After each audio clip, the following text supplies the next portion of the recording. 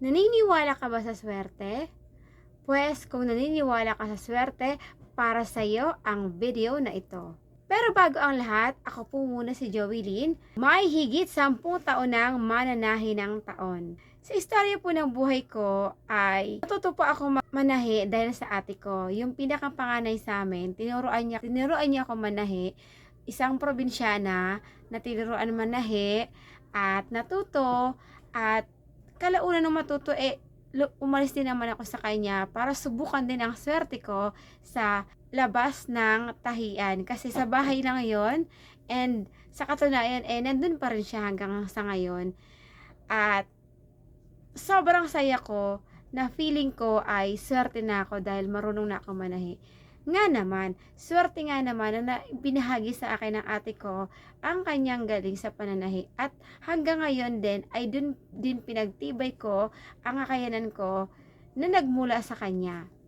Sa unang apply ko sa kumpanya, dahil nga bata pa ako, isang fresh graduate from high school, ay sumabak na ako sa pagmamabrika.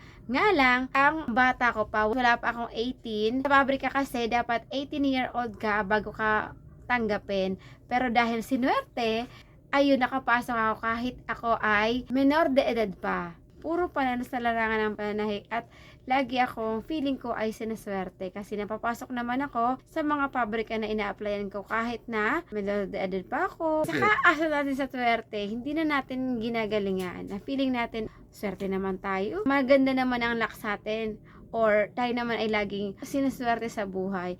Pero natatapos yun. At hindi laging swerte. Kung isa ka sa mga pumipila sa napakahabang pila sa lotohan at umaasa na balang araw ikaw ay mananalo ng milyon-milyong piso, ay ikaw na ang magdesisyon dyan. Pero sa istorya ng buhay namin tungkol sa pagtataya ng loto ay minsan din ay napataya kami sa loto. At alam nyo ba, first time namin tumaya nun at hindi namin alam paano manalo dyan. Dahil sa walang-wala na kaming kaperahan, ay sinubukan talaga namin ang pagloloto. At tumaya na rin kami, binigyan kami ng isang leaflet at niscratch yung number at sinulat. And kinagabihan, binilugan namin yung mga numbers na gusto namin tayaan. At sa sobrang excited namin ay inabangan pa namin kinagabihan yung pagbola ng loto.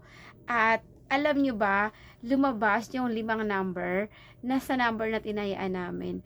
At yung pang-anim ay hindi na namin number.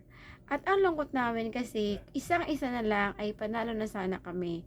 Sa sobrang lungkot namin, hindi naman talaga kami mananaya ng loto. At alam nyo ba, yun pala ang 5 number na yun, ay meron ka nang makukuhang panalo. Dahil hindi nga namin alam na kung paano maglaro sa loto ay, wala lang, lumipas lang yun. At nung naikwento na namin sa mga katrabaho namin, sabi nila, meron na yung panalo, hindi mo alam. At dahil dyan, sa sobrang pag-asa namin na yun na ang makakapagbigay sa amin ng pambigas kinabukasan, laking lungkot namin kasi hindi kami nanalo. Bakit ko sinasabi to sa'yo? Bakit ko binabahagi sa'yo to? Dahil alam ko na ikaw ay umaasa rin sa swerte, na balang araw ay tayo ay saswertehin, na balang araw sa lahat ng pinagagawa natin na palagi ang pagtataya sa loto at pumipila na napakahaba at nakakarami ka nang naitataya, ay sa dulo-dulo ay umaasa ka na saswertehin.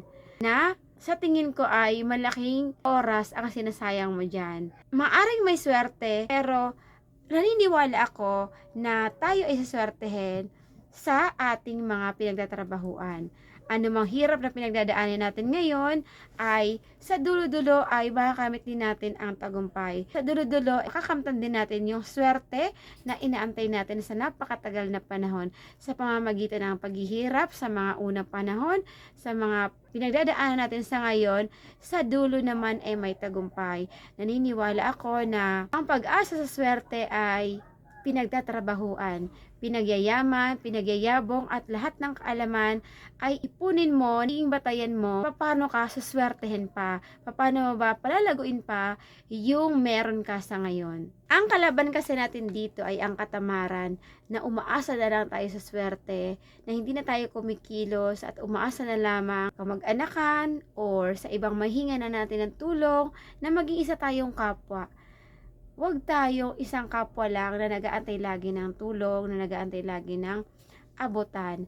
Tayo ay siswertehin kung tayo ay magtatrabaho ng malupit at tayo ay maniniwala sa Diyos na anuman ang pinagdadaanan natin, anuman ang meron tayo sa ngayon, kung ito ay ating pagyayabungin at pagsusumikapan pa, ay sa dulo ay suswertehin tayo. At kung gusto niyo pa ng patuloy na swertehin, ay pwede niyo po kaming samahan sa aming grupo na tinatawag na Tindera sa Palengke Group. Dito po ay usapan ng mga tungkol sa pagtitinda, pagtatrabaho, baka sakali ay swertehin ka kapag ikaw ay nag-apply. Hindi matotoo ang swerte or meron mang swerte, ay lahat yan ay pagtatrabahoan natin sa araw-araw. Kung nagustuhan niyo po ang video na ito at kung naiibigay niyo na po ang mga pinagsasabi ko, ay wag na pong kakalimutan na i-like and share na po this video at pwede niyo din po akong i-follow sa aking YouTube channel. Nag-upload na rin po ako doon. Pwede niyo rin po ma-visit yun doon at mapanood na rin po yung mga uploaded video ko na baka sakali maka-inspire din sa mga tulad ko na dati umaasa sa swerte. Mula po rin sa Bayan Angon, ang tahanan ng Gigantes Festival, ako po si Joey Lee na nagsasabing, walang imposible sa taong nagpupursige. Bye for now!